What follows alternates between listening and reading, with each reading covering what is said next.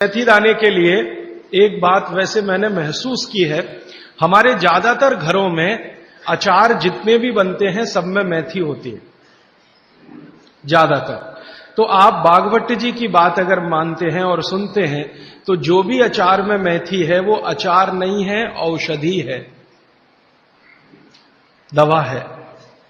माने आप कभी भी अपने जीवन में ऐसे अचार खाने से परहेज ना करें जिसमें मेथी है।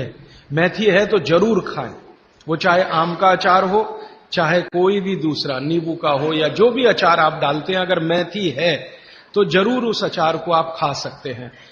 कुछ अचारों में मेथी के अलावा ये भी होती है, अजवाइन होती है।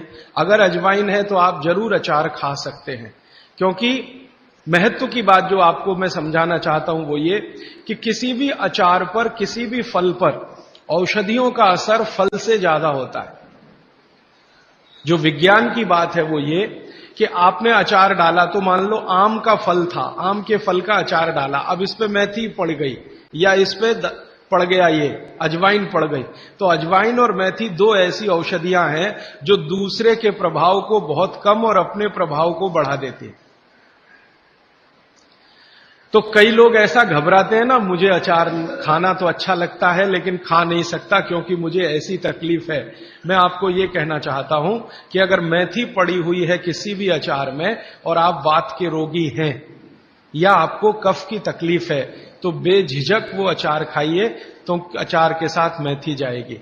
और अचार में पड़ी हुई मेथी का असर पानी की मेथी से कई गुना ज्यादा हो जाता है। मैंने जो मेथी आपको बताई वो पानी में रात को डाल के सुबह खाना, इसका जितना असर है, लेकिन अचार में डाली हुई मेथी का असर इससे कई गुना ज्यादा है, क्योंकि अचार में ये मेथी 5-6 महीने साल भर पड़ी रहती है।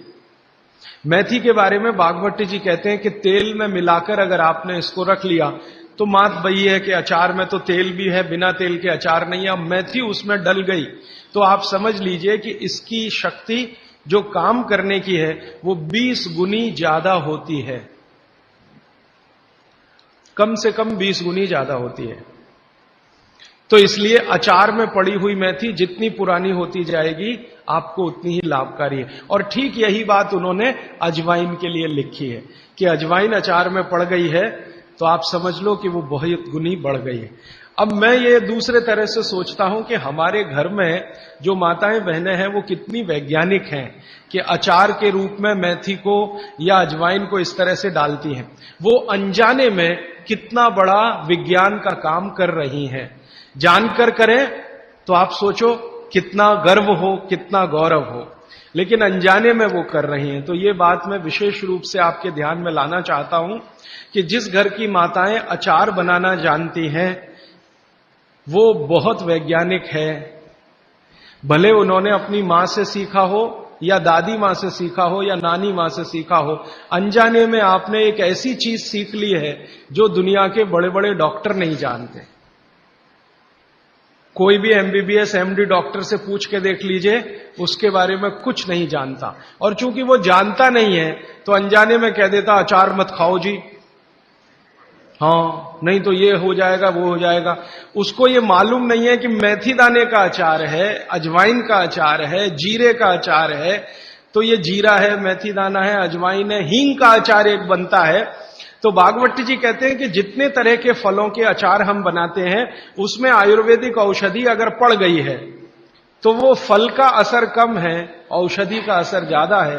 और आयुर्वेद की औषधियों को कुछ विशेष कॉम्बिनेशन में तेल के साथ अगर आप उपयोग कर रहे हैं तो असर सबसे ज्यादा है। माने बागवट जी के हिसाब से अचार आप जरूर खाएं, लेकिन इसमें उन्होंने बोला है कि अचार महत्व की बात है कि उसमें या तो मेथी हो, या तो अजवाइन हो, या तो जीरा हो, या तो हींग हो, दालचीनी हो, जो भी है, औषधि के बिना अचार ना खाएं। ये है उनका सूत्र।